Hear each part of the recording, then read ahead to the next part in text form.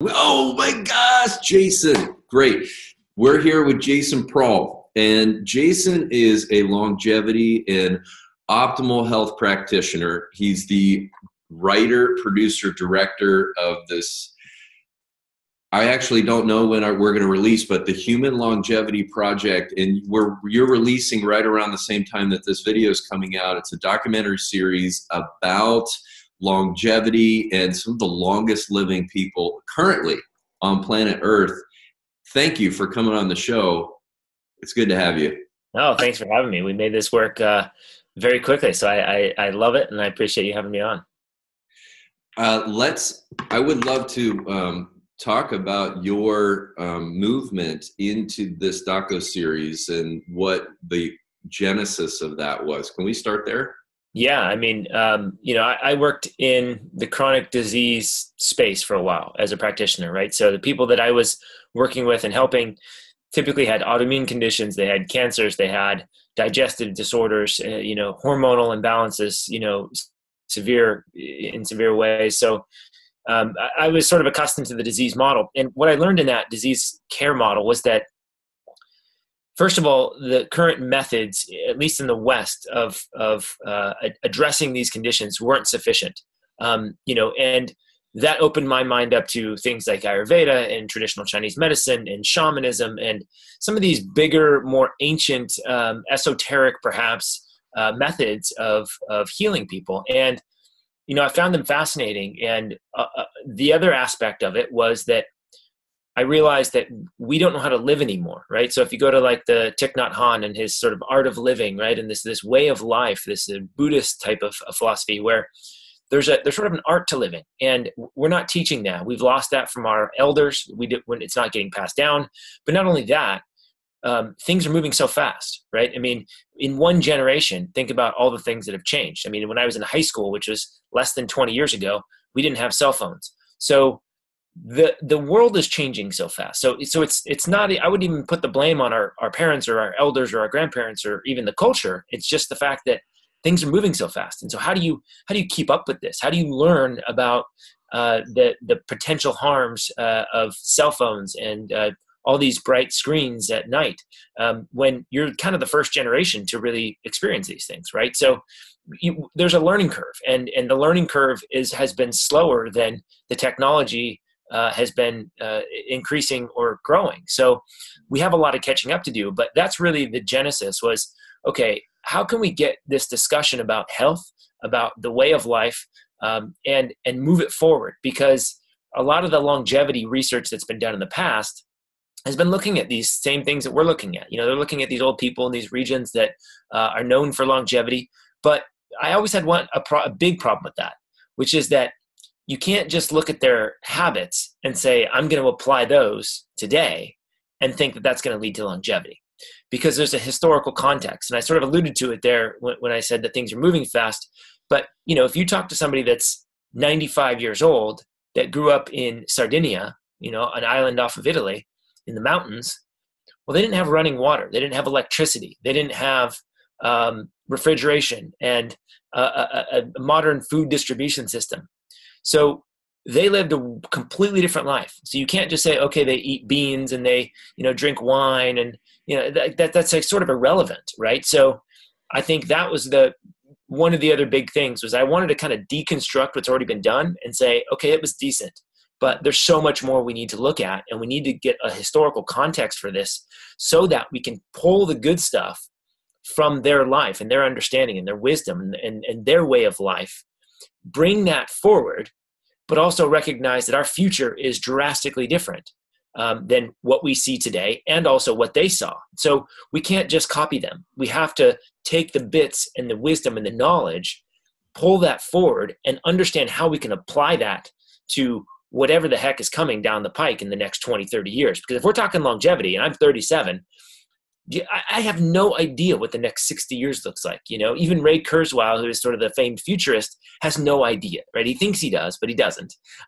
So we have to take this philosophy, this understanding, this wisdom, and then learn how to apply that so that we can make good decisions going forward, and we can avoid these pitfalls that are inevitably going to come with greater and greater and more powerful technology as it's unveiled.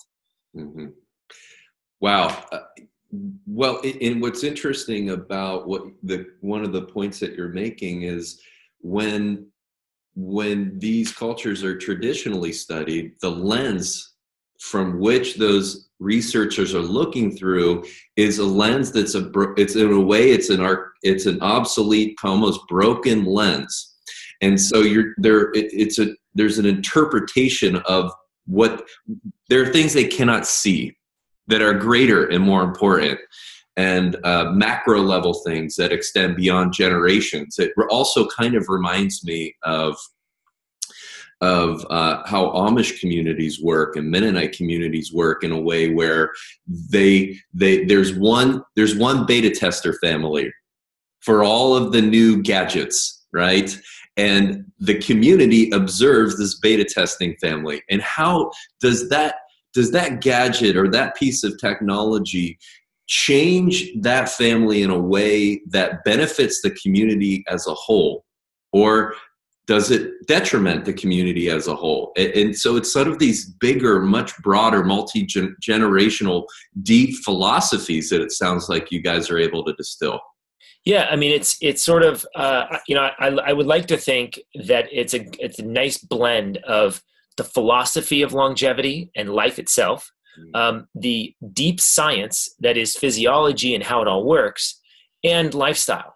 Because again, some of this stuff is not sexy, right? I mean, you kind of alluded to it that these researchers that are looking at these longest living people, they're looking at genetics and is there a longevity gene, which is completely insane to think about. And then they're also looking at things like, various hormones and metabolites that are going on. And it's like, this stuff is irrelevant. What they're not looking at, which I find is just fascinating, is they're not looking at birthing practices. Right? So we're talking about longevity. The first place to start is either preconception or conception and or birth and what happens after birth. Are you having a vaginal birth in a natural way? Are you swabbing the heck out of the baby, killing all the bacteria when it's coming out, which sets up the baby's immune system? Are you breastfeeding, which feeds the microbiota in the gut, which then confers immunity and all kinds of function later on in life? Do we have emotional trauma coming out of right after birth or in the early developmental phase of the childhood? There are so many things that happen between the ages of, let's say, preconception and 10 years old that factor into longevity. Forget the genes. Forget what they're eating. That comes later. Let's get the basic stuff right, and then we can look at something like water. I mean, how basic is this? I mean, first of all, we should recognize that it's probably the most important factor for life. It's most of our planet. We are made mostly of it. It can store energy. It can store information. We know this now. Science has shown this. It is fundamental in every life form. So, the electrical nature of the body has to do with the electrochemical potential of water. I mean, there's just so many aspects to this stuff. And yet we can't even get clean water in the most wealthy, well-off, convenient culture known to man. We can't get clean water. It's very difficult. So that's a very basic example. And one of the guys I spoke with in Sardinia in the mountains, he was talking to me about how when he was a shepherd and he would take his sheep long distances. And he said, every so often we'd stop at a stream and get water. And he said that was the elixir of life. That was amazing. That was so fundamental for his health and longevity, water. And it was mountain stream water and it was natural. So, and you've got organisms in there. You've got the structured nature of water, which, Schauberger and many people have gotten into, and now later researchers like Gilbert Ling and Mei-Wan Ho and Gerald Pollack and even Montagnier, who won the Nobel Prize. I mean, there's all these people looking at water, figuring out how crazy this stuff is now. And so that's basic. And yet now we're looking at genes and we're looking at this ridiculous stuff. So this was part of the whole project, was to boil it down to the basics and get back to some of the simple things that we've gotten wrong and that we continue to screw up. We need to correct that, as well as figure out, okay, what about diet and what about exercise? And, these sort of basic things that everybody kind of wants to look at. But there's more fundamental things that we are continuing to screw up. And if we don't get that right, we don't get longevity. And, essentially what we do to the earth is mirrored back to us. So when we continue to poison the planet, and we kill the bees, and we kill the insects, and we kill the forests and everything about life and the oceans, it gets mirrored back to us.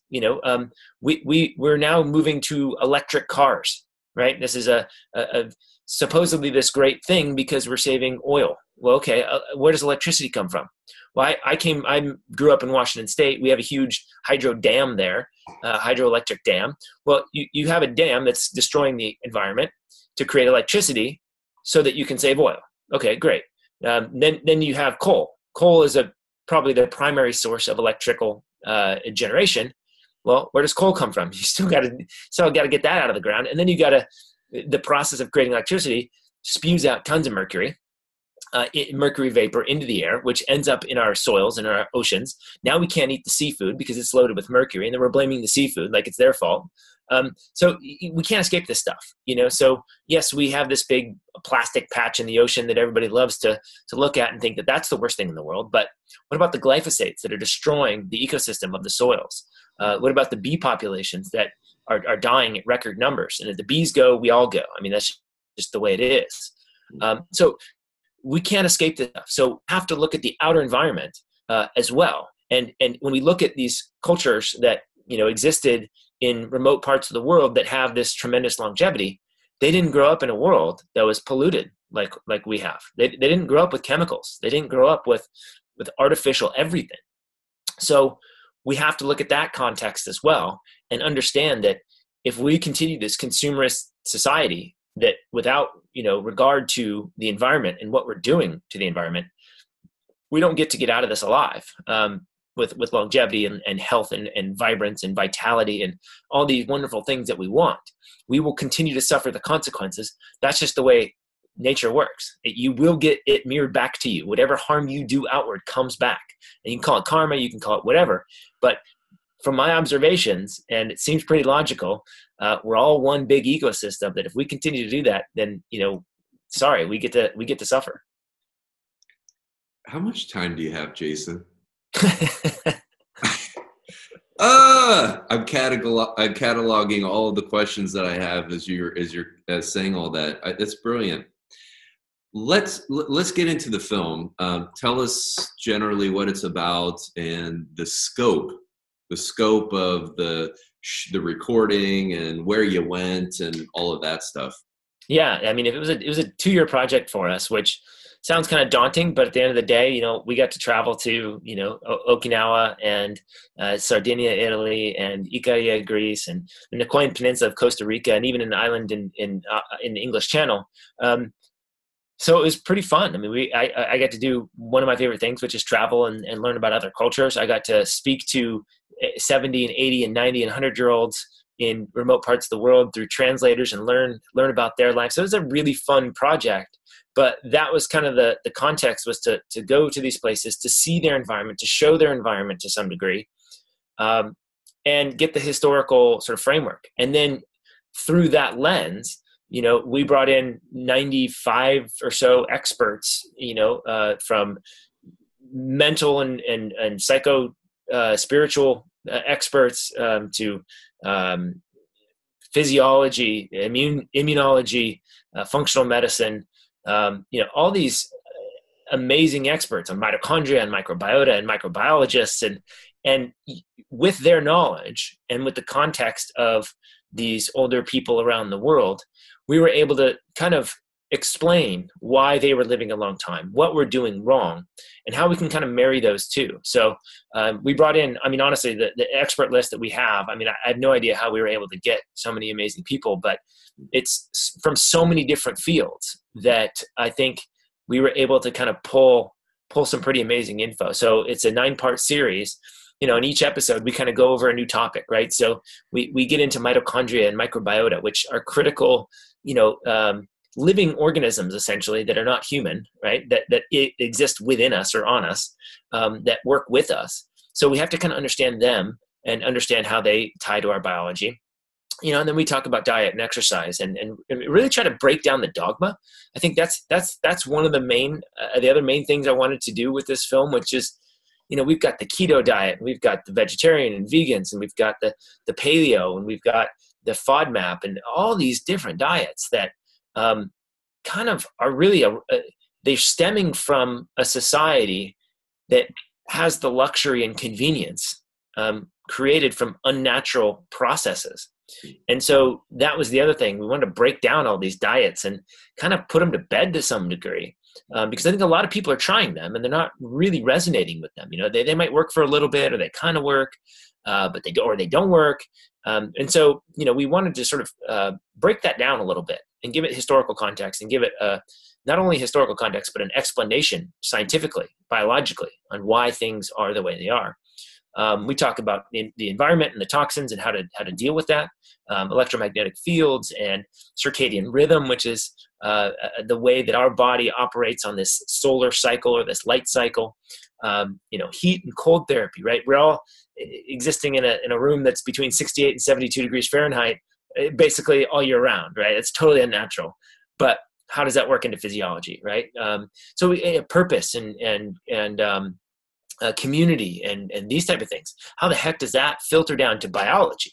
That's always one of my questions, right? Because I just got to jump in here because I was recently reading an article. I think Alex Fergus wrote it on sleep not too long ago, and you were one of the people that had something to say about that in the article, and I believe it was one of your first comments and no one went there in this whole grouping of 25 experts on sleep are you living your passion? Which is, that landed for me, and I get that. I see that for a lot of people, but it's something that's not talked about really at all. How does that even fit in? Yeah, I mean, this is the hard stuff, right? I mean, I think right now what I see in the Western culture is that we're looking for simple answers to bigger questions, and we are trying to patch up holes in the wrong ways. We're trying to find meaning in our life in all the wrong places. And I think it stems down to a lack of purpose, a lack of meaning, a lack of understanding the big philosophical question of why the heck am I here? What is life all about? And what next, right? Because I kind of, I experienced this when I was a mechanical engineer. I was pretty good at it. It's a good career. It makes, for all intents and purposes, satisfies all of the requirements, right? And in fact, I kind of went down the standard American dream lifestyle of making good money, having a good future, owning a home, all these things. And I was like, man, this is not all it's cracked up to be. This is stupid. And I don't really belong here, right? And so there's sort of an existential crisis to some degree of what do I do about this? And I think this is a big problem that I see in society, is that people are going about their days without any real meaning. And meaning doesn't have to be big. It doesn't have to be Richard Branson style purpose and meaning and contribution. We all have our purpose to be here. And I think for me, it can be simple. It can be, being a father or a mother. It can be being a teacher. In fact, Vic Strecker, who is a professor at the University of Michigan, was telling me about a story about when his daughter had some health issues, like at 6 months, like heart transplant type stuff. And he was in the hospital, and he watched this janitor or custodian go around in the cancer ward to these child cancer patients and provide them just some love, right? Just stop in, stay high, because some of their parents weren't there all the time. So to me, and he was explaining to me how big of a life that was. And I couldn't agree more. So these are the things that I think we're all lacking. Not all of us, but I think a lot of us are seeking this. And when we don't have this greater meaning in our life, this purpose, this reason to wake up every day, why the heck would you want to get out of bed? You're going to try to stay in bed. And not only that, you're not going to want to go to sleep, because if I can just stay awake, I prolong, it's more time before the next day begins, right? So if I fall asleep faster, that means the next day is going to get here, and I don't have anything to do the next day. I don't want to go to work. I don't want to see my boss. I don't want to see my wife or my husband, these type of things. Then you're going to do everything you can to sabotage that process. If you're somebody who's excited about the day, who cannot wait for what the day brings, you're going to want to go to sleep sort of subconsciously and consciously, because I get good sleep. I feel really good. I can go attack my day because I have a fantastic day and I look forward to my life. right? If you don't look forward to your life, you don't have a reason to be here, you're going to subconsciously sabotage your sleep. You're going to make bad decisions. You're not going to want to go to bed because you're just going to get up sort of earlier, if you will, in terms of the time aspect of things. So, I think there's big things like that we don't want to face. And this factors into disease as well. So these communities that you went to visit, how did you identify them? What made them, what was the criteria that you used? Honestly, we just wanted to go speak with old people. So that was the basis of it. I don't believe in studying a region. I don't believe that there's special regions or special areas on the planet that people live a long time for any given reason. I believe in lifestyle. I believe in living the right way. I do think genetics can play a role. And here's what I'll say about that real quick before I answer your real question, which is that genetics, life is an adaptive mechanism. We adapt to environments. Viruses do this, bacteria do this, cats do this, humans do this. We adapt. And our genes are sort of allow us to do that.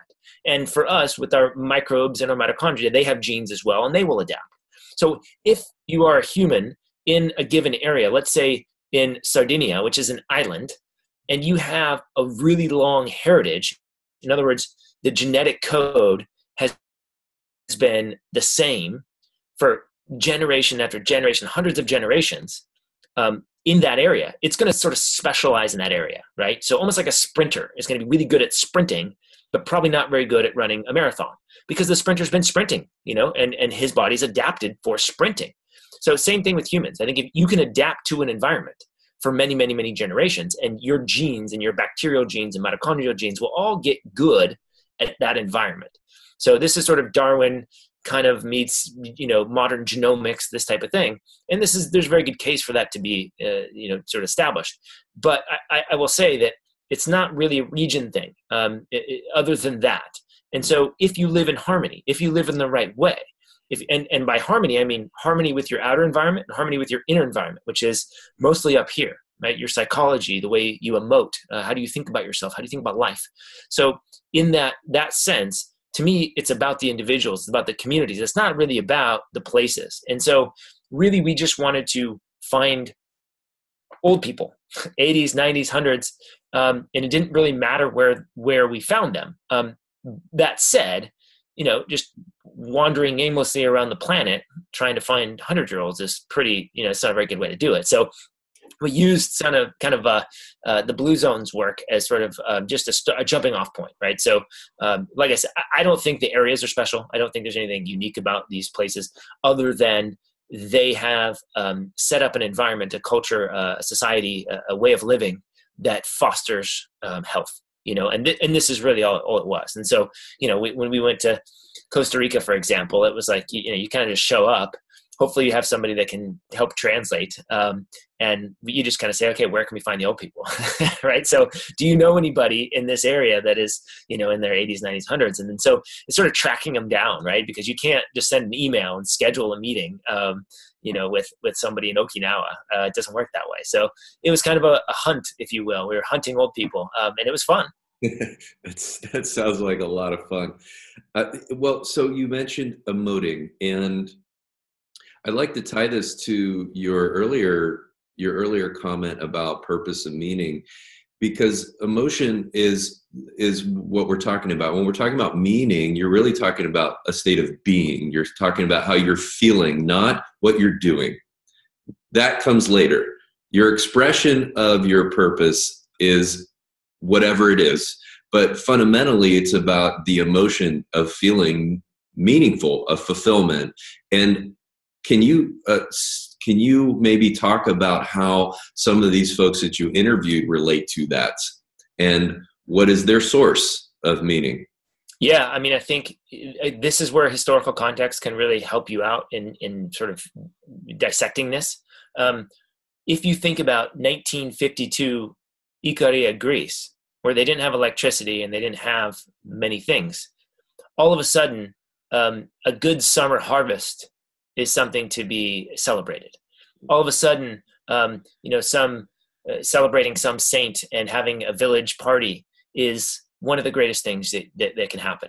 All of a sudden, birth of a child is even more meaningful than, even we already know it is. I mean, maybe that's not a good example because that's always meaningful, but it's the basic things. The water, the food, good company, a beautiful sunset, the basics. They appreciated the basics. How many people do you know that go to their faucet, pour some water in a glass, and are really grateful for that water? I can tell you that I take it for granted every time I do it. And even I have a conscious recognition of my own sort of issue with that, right? So I think we've lost the sense of appreciation, of gratitude, of the magic, of the wonder, of the seasons, of the cycles, of the way that the earth and the animals and everything flows. So we've completely separated ourselves from this kind of good, bad, if you want to call it that, up, down, hot, cold, all the cycles. And we are just so far in the middle of things that we don't even recognize the beauty of being in the middle, if you will. 68 degrees, insulated, amazing bed, warm sheets. And I couldn't be, couldn't be more miserable about getting up in the next day and starting their day. So and I don't say this from a soapbox. I mean, I recognize this in my own life about this lack of gratitude on the basic things. So I think because we've lost the sense of meaning in the most basic of things, it's really hard for us to find it. And so I think a lot of it is perception. I think a lot of it is really what we take for granted, and the fact that we can do this type of call and communicate. I mean, it's just like truly magical stuff. And you can share your information and the guests you bring on with so many people. I don't know many people that download a podcast on their iTunes on their phone and listen to it in the car, and it's like, wow, this is really amazing that I'm able to do this. We just take everything for granted. So when that happens, I think it becomes difficult to find meaning unless you're really conscious. So it's the lack of mindfulness, the lack of awareness, the lack of recognition for the simple things. And I think if we can just slow down, take a step back, and kind of look out in amazement at some of these things, we start to get appreciation. But I don't put this all on the individual. It's the culture, it's the environment that we're all in.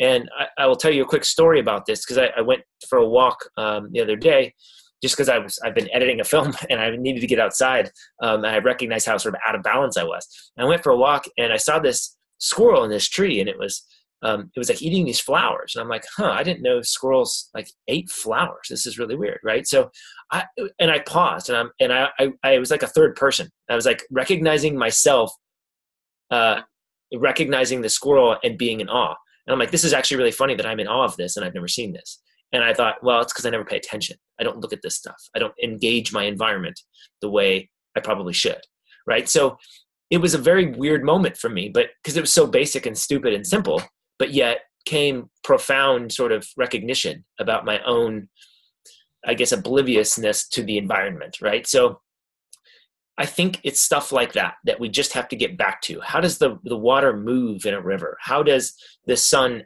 actually set, and what is the light doing? And I mean, all these little things that we've really lost. And if you look at people like Schauberger, who's sort of a naturalist, who really took and Darwin's another really good example of this, but they look at their environments and they just study and they just think and they ponder and they admire the beauty, right? And so this is, Native Americans are sort of famed for this type of thinking and understanding.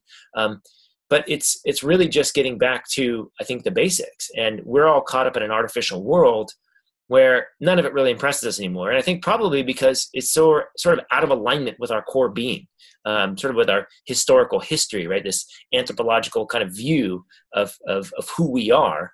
It just doesn't resonate because it's not really that important. Whereas the natural world, I think, tends to resonate with us, right? And we see this in Okinawa in Japan, where they have this forest bathing concept, where, Shinrin Roku, and they go out into the forest and they just walk, and it's sort of forest bathing. And science is now showing that this improves cognition. You grow new brain cells. Your neurotransmitters adjust, and you calm down. Your nervous system shifts. Like all these amazing things happen just by walking in a forest, right? So it's not running. You're not out there running the trails. You're not out there hitting somewhere trying to check off your exercise list or whatever the heck you're doing. You're strolling, right? And it's like you're allowing those inputs to come in, and maybe you're talking a little bit, but it's not this like incessant chatting. And again, I think for us in the West, particularly, we have to just. You only don't have to. If you want health and you want to bring back some meaning and purpose and these type of things in your life, I think it really serves us to just pay attention, just to recognize, just stop for a sec, be a little bit more mindful, and just observe and take it in and feel, right? So this is the basic stuff, but it's also not something that's going to sell a lot of programs or pills or these type of things. This is not sexy. Most people don't want to hear it. They can't be bothered with it. They don't have time for it. Give me the device. Give me the pill. Give me the cool, sexy new biohack. Right. This is what we're all looking for. And again, I think we're looking in the wrong places. And I think that can satisfy an urge or something briefly, but it's not going to satisfy us in the long run, because the real meaning, I think, is out there. It's in the real world, and it can be human to human connection. I mean, dogs. People that own pets or dogs in particular have been shown to live longer for a number of reasons, to be happier, to be more calm. And all it is just a creature.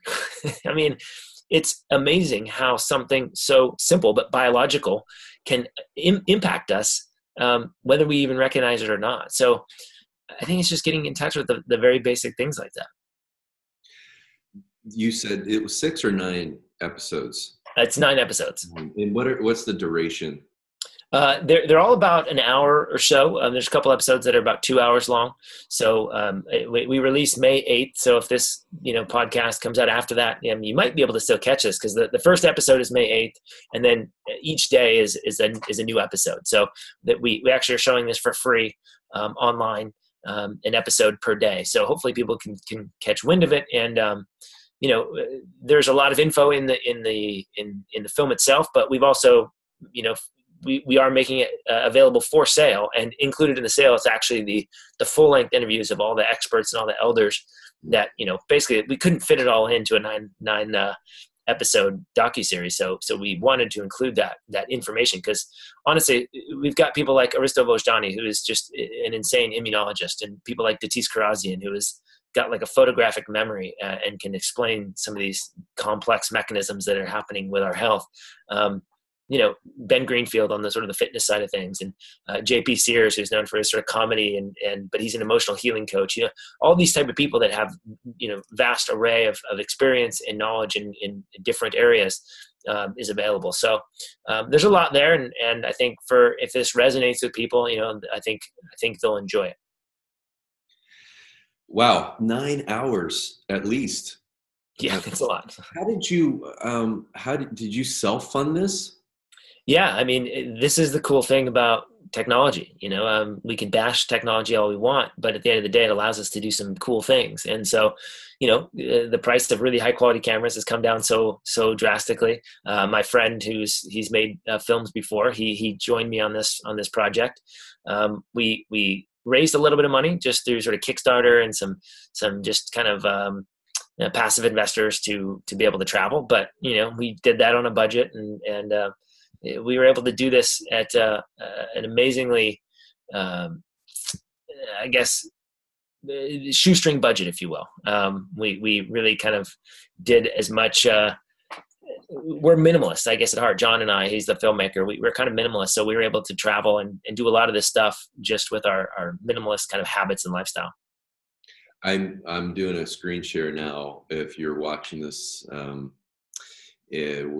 at your site, humanlongevityfilm.com, And I mean, can we talk a little bit about some of these other aspects here? There's a whole list of topics that you go through. Actually, what I would like to maybe zero in is on birthing practices. And reason being is my wife and I were lucky enough to do a home birth 6 months ago. And everything went really smoothly. I mean, we had our daughter in our bed. Yeah. Like conceived, right? And the whole thing was kind of it sounds like what maybe you found in when you studied, some of these folks, was how can we keep this as natural as possible and just allow the process to occur. And one of the things that was so profound for me watching this whole thing as my wife labored was, I just thought, my God, this, as an outsider, I'm witnessing this extremely profound experience. And it just struck me how powerful it could be, the single pinnacle experience of a woman's life. It could be. And if you had to if there was like one snapshot moment, right? Wow. I mean, mind blowing. And then it made me think about energetics, what's going on energetically. And then my head started going, then I got to come back and then I got to be present to what's going on as the assistant here. But what did you observe and learn in regard to childbirth? Yeah, I mean, it's almost funny that, and I can hear it in your voice and I understand it, that you were kind of almost surprised that it worked out well, right? And it's because that's what we've been taught in the West. We've been taught that natural childbirthing at home is dangerous. We've been taught that it's risky, that if something goes wrong, you could lose your child and maybe even the mother.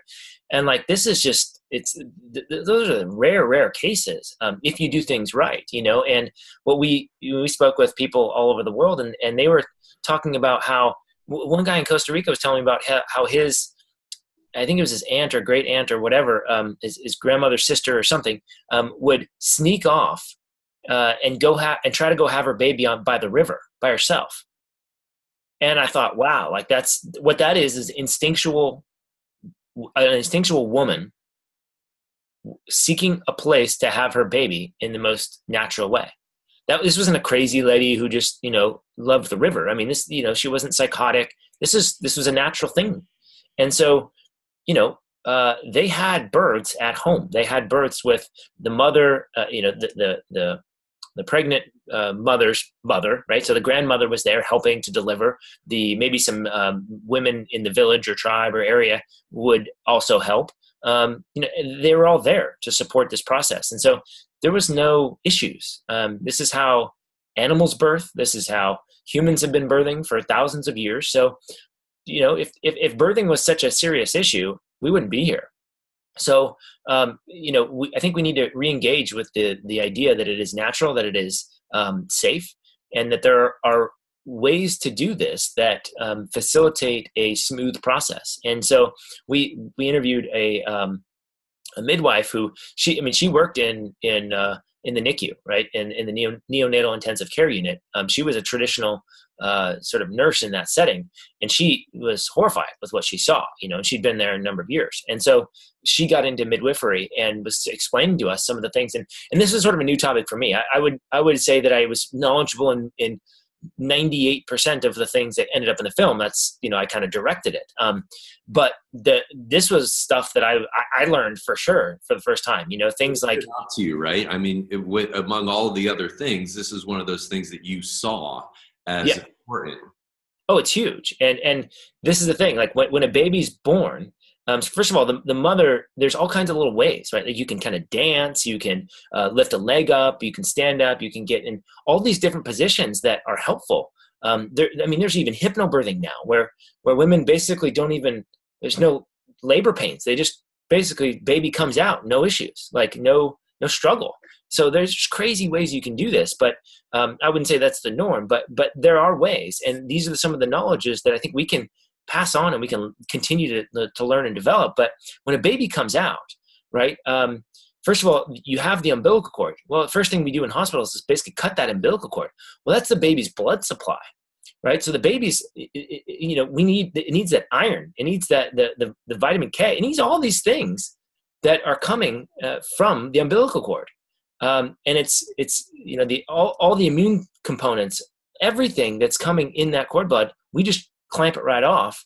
Well, that causes problems for the brain. It causes all kinds of things that will end up in resuscitation with issues down the line. So if we leave that cord intact for a little bit, and we leave the placenta, basically in a bowl right beside mom, I mean, there's things like this that we can do. And all of this leads to healthier birth, healthier child down the line. And if you watch the magic of this, and I assume you kind of saw this, but I mean, I think this is when in a traditional hospital setting, this is what we don't get as fathers, as mothers, as sisters who, if you are exposed to these natural birthing processes more and more, you see how safe they are. You learn about them. You see the magic. You see maybe some of the things that could go wrong and what to do about it, right? I mean, you just become more experienced in this so that when you have your child, you know what to do. You've been there to some degree. And so there's that aspect. But babies can crawl up to mom's breast and start suckling right away. Like there's this natural crawl they do. I mean, then you have the immunoglobulins that come from mom's breast milk and the colostrum that comes from breast milk that seed the baby's gut with microbiota. And not only that, with the prebiotics that allow the baby's gut flora to develop. And you have this two-way interaction where the baby's saliva goes into the nipple. The mom's immune system can recognize that and produce different immunoglobulins and different immune factors for the baby. I mean, this is the magic. This is crazy stuff. And we've completely severed this natural process in favor of modern technology, which only creates more problems. When you give a laboring mother these drugs, that's going to facilitate this whole downstream issue that is ending up in higher prevalence of babies in the neonatal intensive care units. So there's issues, and we don't want to recognize them because we are afraid of birth. We don't know about it. You're generally afraid of things you don't know, right? This is sort of the general rule. And we've lost this understanding and this knowledge of birth to the point where we're kind of afraid of it even going in, because we never saw natural birth. We don't have any experience with it. So I think this is the type of thing that I hope we can start to bring back, because in my experience, I guess, in immune system challenges and seeing all the chronic diseases that show up later in life, this is a huge component because this is where a lot of the immune system is developing in the gut. This is where traumas happen in great numbers. So we can resolve a lot of the downstream effects that we see that show up at 20, at 50, at 65. These chronic issues or these disease symptoms that show up later in life can be bypassed if we do the right things in the birthing process. One of the topics you've got here is biology of meditation. What can you tell us about that? I mean, first of all, I think meditation, I'm not sure that there's anything that meditation doesn't hit biologically. We know that it changes the way that the brain operates. The corpus callosum that connects the left and right hemispheres, it grows and becomes more dense. So you have a better connection between the left and right brains.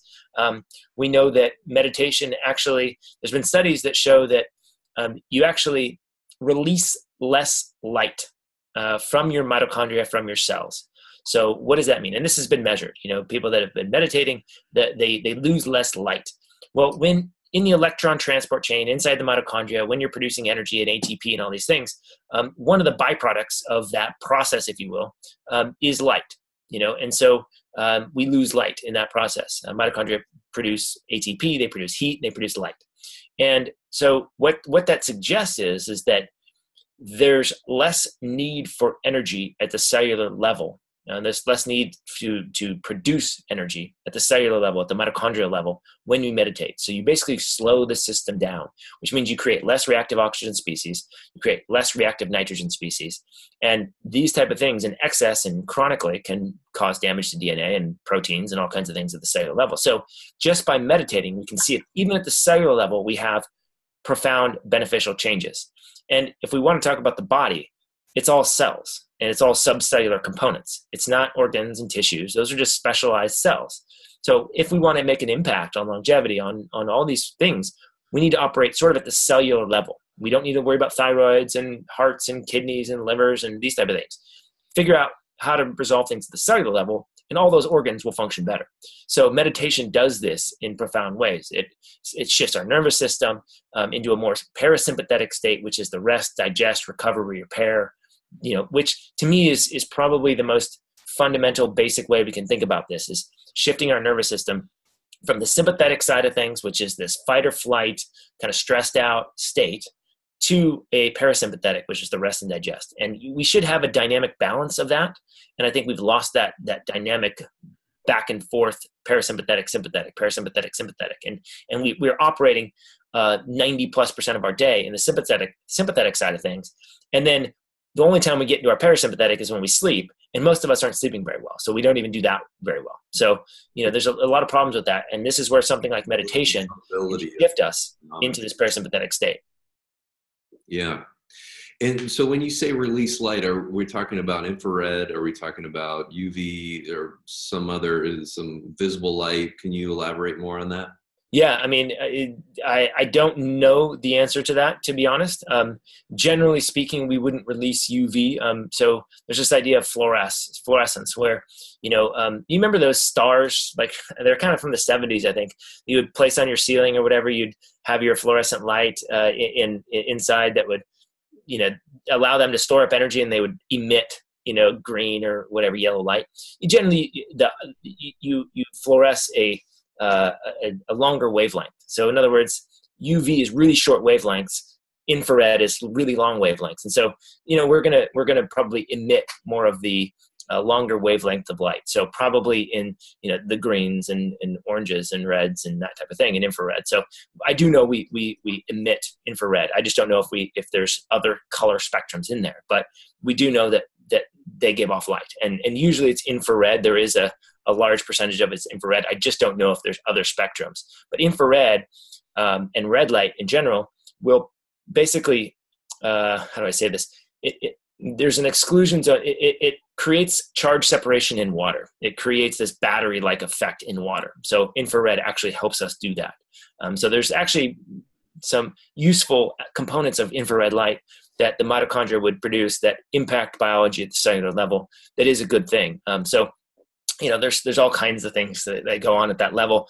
To some degree, in my opinion, it's best not to get overwhelmed and too focused on that type of stuff, because the body's magic. And I think the more you look, the more you'll realize how magical it is. And so every time you answer a question, you're going to get 10 more. You can keep going on with that for eternity. I don't think you're going to get the answers. The answers come from basic things. So, it's cool. And to some degree, we need to sort of understand it. But if we get too caught up in the nuance of how the body works, I think we lose the real important things, which is, that meditation is beneficial, right? One of the things I like to say is that, you don't have to know how a cell phone works to call your mom and tell you love her, right? You just call her. I'm simply asking because there is a lot of discussion around this IR light and red light in the exclusion zone and coupling and cold thermogenesis and, yeah. You're right. This stuff and it's all because of this electron chain transport that's happening in the mitochondria. And so it was a little bit surprising, and maybe I just misunderstood, to hear you say that down regulating that whole process is beneficial. Well, think about it this way. Yeah. Think about it this way. We know that slowing our breath and keeping the system slower is beneficial, right? Because you're essentially not running the system so hard, right? So think about it that way. So the harder you run the system, the more light you're going to produce. And if you're producing a lot of light, that means you're basically giving away energy. You're giving away, photons. So to some degree, we want to hold on to that, right? You don't want to let it go, and you don't want to run your system too hot. So that's probably the best way to think about it. And there's all kinds of mechanisms and good things that happen. So I'm not saying that producing light at the mitochondrial level is a bad thing, but what it suggests is that sort of system is running faster. And anytime you run that system faster, no matter how efficient or inefficient it is, it's going to produce more reactive oxygen species, which most of us today don't need more reactive oxygen species. We need less because our redox balance is poor and we have too much stress. So we're all running our systems too hot, right? And if you go and look at yogis, at a lot of the martial artists, they're all working to slow the system down. How do you breathe in a more calm state, right? So I do think that there's balance, which is why sort of exercise is great, because exercise is a stressor on the body. It's basically a destructive force on the body, but the body responds by adapting to that, right? So this is the idea of a hormetic stress, right? So a little bit of a stressor is a good thing. At some point you cross over that threshold and it's too much. So you can exercise yourself to death, but we also know that no exercise is not really ideal either. So sort of this, certain amount and going back and forth is, I think, probably the best way to do this. So you don't always want to stay in the middle. You want to push and then you want to rest. You want to push and then you want to rest, right? And allow the body to adapt and recover and these type of things. And so I think this is where I see it, where we're all in this push side of things too much. Our minds are stressed, our emotions, we're constantly stressed physically, emotionally, mentally, biochemically. We're all stressed too much, and we need to come back to the other side. And this is where something like meditation can help us do that, especially if we're intentional with it, because the natural state of things in the West is stress. And I can tell you this because it was one of the most profound things that I noticed going to Costa Rica and Icaria in particular. When we were in Costa Rica, time felt like it slowed down. And I can only describe it as this qualitative component of time, this qualitative aspect of time, not the quantitative aspect, right? The quantitative aspect is always the same, but this quality changed. And it felt like we had 30 hours in a day. It felt like I had time to go walk to the store in the morning to grab a cup of coffee and walk back. It felt like I had time to make my own coffee in a really slow way and sit on the porch and drink it before we had to go do our work. It felt like we had more time. And that was a relic of the environment that I was in. As soon as we got back to the US, I felt like I was late for everything. I had emails and the work didn't change. We were still on the same work trajectory. But yet, as soon as I landed back in the US, it was like everything was going a million miles a minute and I felt like I was late. So we are too much in that side of the equation. I think we need to bring back this balance. And this is where something like meditation, Qigong, yoga, even just walking, sleeping, this is where it all comes into play in my mind. And we need to use more of it because the standard state of things is stress here. Okay. Yeah. Well, I'd love to talk more about, is there more, in other words, is there more to discuss in regard to mitochondrial function? I think the most important thing that I've come around to in the past, a couple of years is that I had a really strong focus on mitochondria, right? I thought that was the kind of the be all end all at the cellular level. And this is where it all happens, right? Because these are ancient, quote unquote, thought to be bacteria that we subsumed into a cell. And this is what creates life within us. And I think to some degree that's true. But what I ended up recognizing was that the mitochondria are in the cells. So what happens before that point, right? And when you eat, white rice, it's not like that goes immediately into your cells and your mitochondria. It has to go through the gut first. So this pie hole that we have, this is probably the most dynamic and important way that we interact with our environment, right? And so, and to some degree, like that hole that we have that runs through us from nose to tail isn't even us, right? It's sort of still the outside world until it gets incorporated within us, right? So this is where, to me, the gut microbiota, and not only the gut microbiota, but microbiota in general, because they live on our skin and they are fundamental for skin health and immune system function on the skin, on the surface layers, then we also recognize that these microbiota are in the skin, deep within the skin. They're in the skin glands. They are deep within the dermal layers, not the epidermis on the top. They are deep within the dermal layers. And there is some thought that that the interaction between microbiota and mitochondria in particular, or microbiota and our DNA, is a fundamental process by which life is communicating in, around, and on us that manifests in things. So if we think about the skin microbiota, perhaps it is the disturbance, the imbalance, the disruption in skin microbiota, dermal microbiota, that is communicating certain signals to our mitochondria and our DNA that then results in epigenetic signals for inflammation. And this is where psoriasis and eczema and these type of things come from. Not from mitochondria or DNA. There's not a problem with the genes. There's not a problem with the mitochondria necessarily.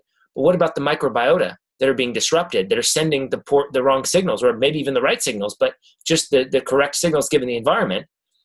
And so this led me to microbiota and the signal communication between microbiota and mitochondria. And this, I think, is the most commonly overlooked thing for anybody that's looking at mitochondria. They're not looking at the microbiota. And the microbiota communicate to mitochondria via hydrogen sulfide, reactive oxygen species, short-chain fatty acids, secondary bile acids, all kinds of these mechanisms that we don't even fully understand yet. So when you eat blueberries, we've all heard blueberries are amazing for us and they have all these, polyphenols and all these things going on.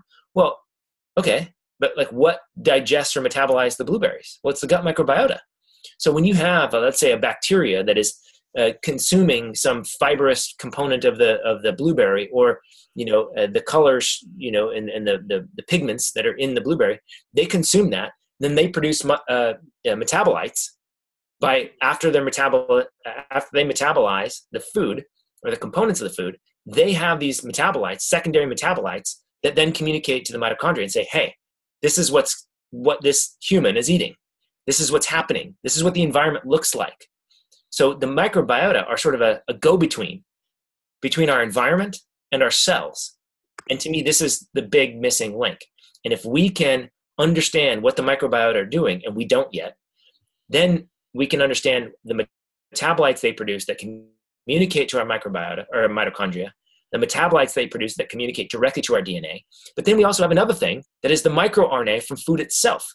So you have bacteria coming in on the blueberry if you pick it from the bush. There's all kinds of bacteria and viruses and all kinds of fun stuff that are good for us that we take in. Those bacteria teach our cells about the environment. And then you have the pigments and the minerals and all the vitamins and all the things that are in that food that communicate to our environment. So you've got so many mechanisms now that are coming from the environment through our microbiota, or maybe even bypassing the microbiota, talking to our DNA and our mitochondria. Our mitochondria are talking to our DNA. And all these signals are what our DNA uses to understand the environment. So to me, this is how life works. Microbiota essentially are a fast sensor, a short-term sensor of the environment. Mitochondria are more of a long-term sensor. So if you have generation after generation after generation of Indians, let's say, that have a long history of consuming things like turmeric and some of these spices, perhaps their mitochondria have gotten the signal from microbiota for so long that they understand that signal really well, right? So this might explain why an Indian population can metabolize and make use of curcumin or turmeric perhaps better than me, because my heritage has not probably recognized turmeric for eons, right? In Northern European heritage, probably not a lot of turmeric growing there. So my microbiota that I've been exposed to would never have produced any of those metabolites. Therefore, my mitochondria would have never adapted to those metabolites. You see what I'm saying? So it's almost like language. Yeah, and, no, I hear you. And I don't speak French, because I have never heard French. But had I heard a lot of French growing up, I'd know French. Yeah. Do you think that there is a mechanism of communication beyond biochemistry that's occurring there? Oh, absolutely. I mean, this is physics underlies all of chemistry, right? I mean, we've known this for forever. I think Alexander Volta was probably one of the fundamental people in my mind that showed the interaction between chemistry and physics. He showed it in terms of electricity, which I think the physics community is way off. I don't want to go down that tangent, but modern physics and quantum physics, I think, is completely nonsense. I think it's more electrical based, but suffice to say that there are bigger things going on, beyond the chemical level. We just haven't been able to see them very well. So this is, I think, also the reason that we have to be careful with science. Science is just wrought with false realizations. So science in general can only come to the conclusions that based on the things it can see, or notice or pick up or read, So if science can measure it, then it recognizes it. But until it measures it, it's just a theory. It's kind of bullshit. It's not, nobody's going to pay attention. It's not real. There's no evidence. So it doesn't exist, right? Consciousness is a great example of this. Love is another great example. Science has not been able to measure love. Does that mean love doesn't exist? That's a philosophical question, right? And a personal question. So God, consciousness, philosophy, love, these are things that science, I don't think, will ever be able to measure. I know that they want to, and they would love to. I just don't think they can. And I don't think they need to. So this is the thing about science. We have to be careful that whatever science is looking at and the conclusions that they come to are only based on the things they can measure. And then even if they can measure it, there's such a high likelihood that they come to the wrong conclusions about things. So this has been happening forever, right? I mean, the earth is flat, the sun revolves around the earth, all these things. These are sort of measured and witnessed things that came to the wrong conclusions. So we do this all the time. We do this with water. Water was a great example until some brilliant people, and maybe Gerald Pollack was probably the most famous for explaining it, succinctly, that there's a fourth phase of water. But I was taught there was three, and they're still teaching there's only three phases of water in science classes. So science is wrong almost all the time. I think I'm a scientist. I grew up in the scientific method, and scientific method doesn't prove anything. Scientific methods only seek to disprove. And if you're testing a hypothesis, your point is to disprove it. You're trying to disprove something. And if you can disprove it, then it's not true. If you can disprove it once with accurate methods, it's not true. It cannot be true at all. What you're testing. If something is proven, if it's not disproven, it doesn't mean that it's proven. So it's just a lack of evidence. So the point I'm making is that we have to be careful with science. There's so many ways to go wrong with scientific thinking, scientific conclusions, that our experience and later understanding will show us is incorrect. So we have to be careful. And then we have the whole corruption side of things, which if anybody's dug into this, you'll know that most of the papers, scientific papers out there, are fraudulent. Most of them, over 50%. A majority of the scientific papers that are published are fraudulent. This is coming from insiders. This is not conspiracy theory. This is people that are in the industry have said this. And not only that, a lot of the papers that don't get published, you'll never know about. So if I do a study 100 times, and I'm paying for the study, so I get to decide what gets released. I do the study 100 times. I get three conclusive studies that show one thing and 97 that show the other. And I bury the 97. And I show you, look, I've got 3 studies, not 1, not 2, but I got 3 studies that show the same thing. Therefore, we can conclude this is true. This happens all the time in science. So we really have to be careful with science. I think there's beauty in science. It's a way for us to engage the world in a different way.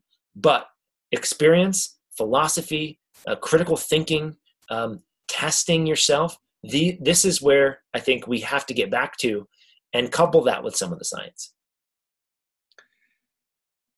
The one really interesting thing that seems to be, to your point about being able to measure some of these very fundamental states that we experience that we haven't yet been able to measure, like these emotions that you're talking about, or consciousness as a whole.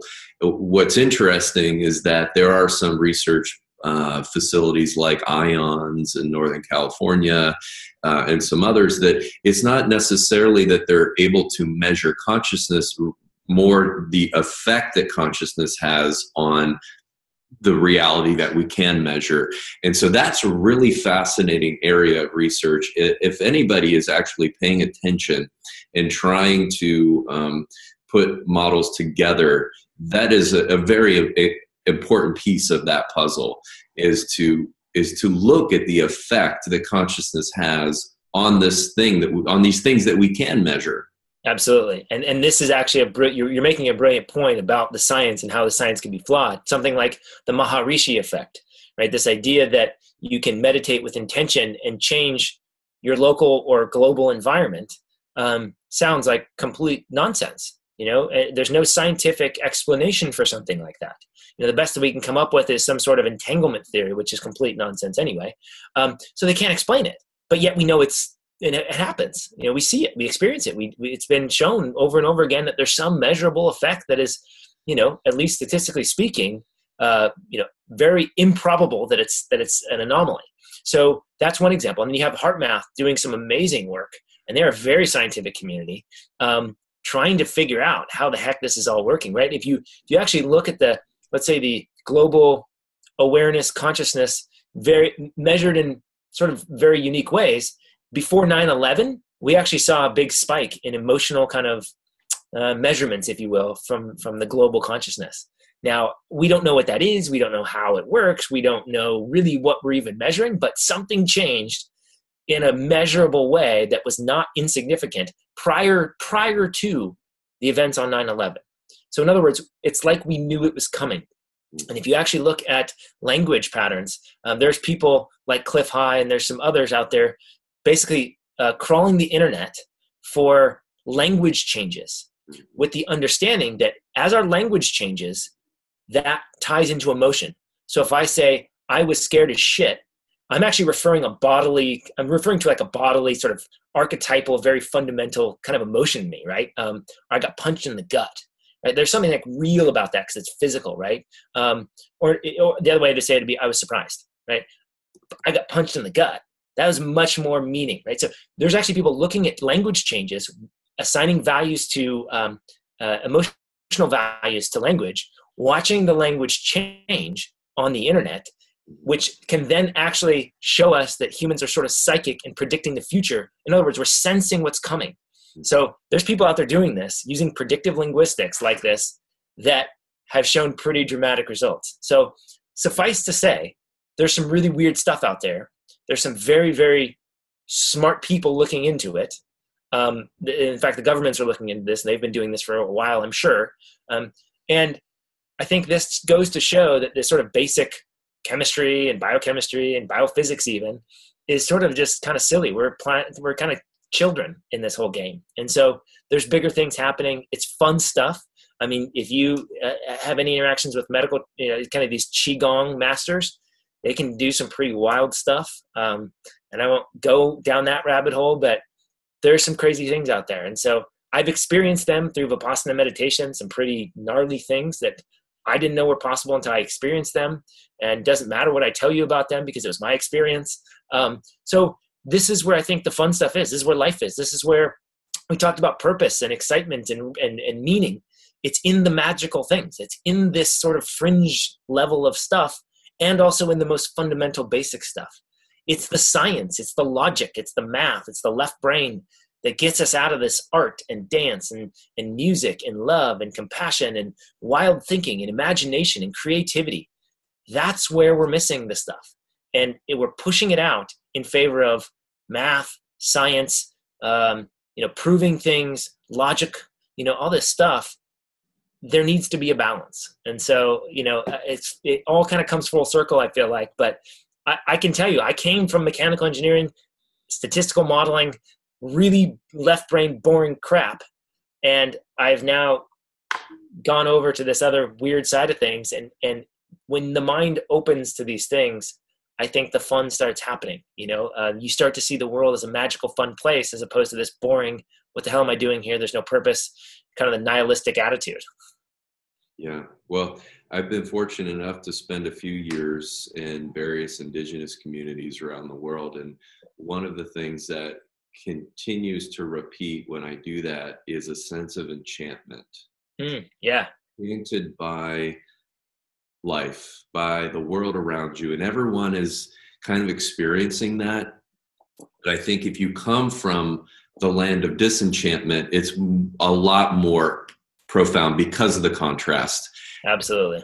Uh, And I agree. I think everybody is doing this stuff. They're just not paying attention, maybe, or they're shutting it down, sort of intentionally shutting it down. Look at a child. Watch a child behave in the world, right? They don't care about what other people think, if they're young enough. They haven't been, persuaded to care what people think. They have creativity, imagination. They're curious. They have fun. Every day is a good day. They sleep well. And this is not all just because their cells are young cells. They operate from a completely different mindset. And, somebody in the documentary actually said something pretty profound, which is that as adults, we're all kind of trying to get back to that state of a child. And I thought, that's actually pretty true. Every single one of us are trying to provide a certain level of security and freedom and certainty so that we can let go. And that's really true. And there's a lot of routes to get there, but in Okinawa at the age of 97, see, they have meanings for things. Every 12 or every eight years that you celebrate a birthday is a new meaning. Almost like in the US we have like anniversaries, right? This is the wood, this is the gold, the silver, and the gold, and the platinum, and the diamond, all these things. We have meanings for like anniversaries. They do that with years. And so at 97, it's the year that you celebrate this sort of reversion back to childhood, a childlike state. And so that's an intentional thing built into their culture that then allows you, when you turn 97, to go, okay, my culture says I'm supposed to do this, so therefore I do this. And this is a really positive thing, to revert back to a childlike state, a childlike way of operating, of mind. And so, again, that's a cultural thing, right? That is thrusting them into a very unique state. It's not a personal choice. You could do that too when you turn 97. I don't know that you're going to, because your culture doesn't really do that yet. So I think this is the fascinating thing, that, if we just operate from a more childlike attitude or mentality, I think we open up to the magic and the enchantment, like you said. How do people, so remind us again how we watch this amazing series, where to find it, and how it's going to get rolled out?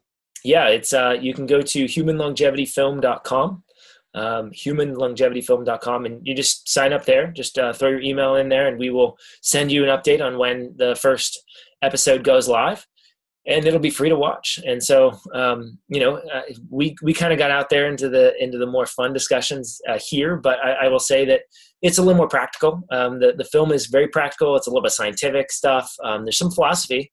Why do we want to live a long time? Are we afraid of death? What are we running from? Are we afraid to live? So there's a lot of philosophical stuff that happens there too, but it's definitely a practical film. So if you want to be healthy, if you want to get into your old age with good health, this is kind of the path that we see to be able to do that. And so very practical. May 8th is when it comes out, which is a Tuesday, I believe. Tuesday coming up, humanlongevityfilm.com. And, if you happen to, it'll run for, I think, 10 or 12 days. So if you happen to jump in the middle, you can watch from that point on. And I hope as many people see this as possible, because I think in order for us to change, I kind of alluded to it, but in order for us to individually have longevity and good health, to some degree, we have to have the culture come with us. The collective has to move, the environments that we're in, the societies, the cities, the towns, the villages, the people around us, they have to be willing to take this journey with us, because I don't think it's possible to have good health in a sick society. You can't do it. You are a part of it. And to some degree, the science would suggest that me making a really good, healthy decision in a group of people making bad decisions isolates me. And that isolation may actually be worse for my health than doing the unhealthy thing that makes me feel like I'm a part of the group. So we have to look at this as a collective society. And my hope is that as many people can see this, so we can break down this dogma that's out there. We can bring back this sort of collective knowledge, and we can have fun on this journey back toward health, because it's happening. I know it's happening. I'm seeing it. It's going to continue to happen. The trend is set. I think we've crossed the tipping point. It's just a matter of how can we speed up this process of getting us back to a better state of health altogether. Jason, thank you for taking your time to share all that, and for your hard efforts in making this series come to fruition. Thanks for having me on, and I'm thankful that you were able to sort of squeeze this in last minute and in a hurry. So thank you to you.